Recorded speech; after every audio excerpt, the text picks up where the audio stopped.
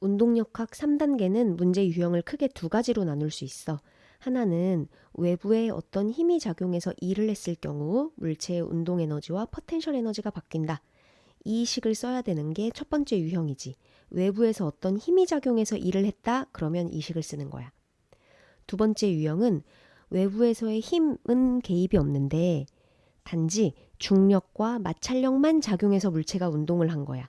그렇다면 운동 에너지와 포텐셜 에너지가 변화하긴 변화하는데 신기하게 얘네 둘의 변화량이 일치한다 그랬지. 얘는 한마디로 역학적 에너지 보존이라고 했어.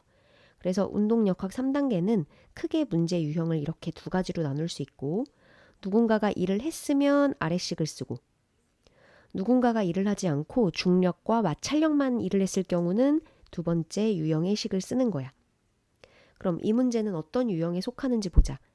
이 물체는 정지해 있던 물체에 수평 방향으로의 힘 F1, F2가 작용했잖아. 근데 이 힘 두 개가 중력도 마찰력도 아니고 아마 인간이 끌어당긴 것 같아.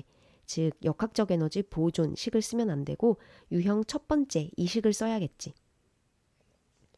자, 그리고 이 F1, F2라는 힘이 수평 방향, 즉 X축 방향으로의 힘이기 때문에 이 힘을 주어서 물체를 아무리 일을 가해줘도 절대 높이가 변하지는 않아.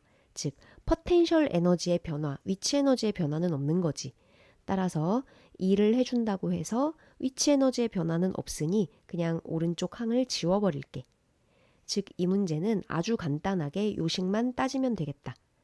F1과 F2가 해준 일이 이 물체의 운동 에너지를 변화시킨다. 이 물체는 처음에는 정지한 상태여서 운동 에너지가 제로였지만 F1, F2가 작용해서 얘가 움직일 거야.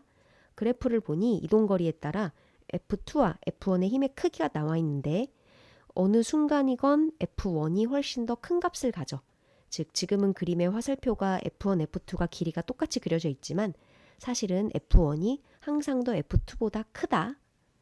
따라서 오른쪽의 화살표가 더 길고 그렇다면 정지 상태에서 얘는 아마 오른쪽으로 움직여서 언젠가는 오른쪽의 어느 지점에 올 거야. 물체의 이동거리가 5m인 순간 5m가 지났다고 해볼까? 이때 물체의 속력을 물어보고 있는 거지. 처음에는 운동 에너지가 제로였고 나중에는 운동 에너지가 속력을 모르니까 그 속력을 미지수로 놓고 풀어볼게. 자, 2분의 1 m 2kg 속력은 모르니까 그냥 괄호로 둘게. 처음에는 운동 에너지가 0줄이었고 나중에는 운동 에너지가 2분의 1 2 곱하기 괄호의 제곱이겠지? 따라서 그 차이, 운동 에너지의 변화가 바로 요 값이 되겠다. 우리가 구하고 싶은 값은 이 괄호 안의 값인 거야. 5m 지나는 순간 물체의 속력. 그럼 5m일 때까지의 힘이 해준 일을 구하면 되잖아. 근데 일이 두 가지의 패턴으로 나눠져 있어. 이동거리가 2m일 때까지와 이동거리가 2에서 5m일 때까지 두 개가 다른 패턴으로 힘을 작용시키고 있잖아. 그래서 두 패턴으로 나눠볼게. 힘 곱하기 이동거리를 하는데 0부터 2m까지의 힘은 F1은 10, F2는 3, 오른쪽으로 10, 왼쪽으로 3. 따라서 R자 힘은 바로 오른쪽으로 7이겠네.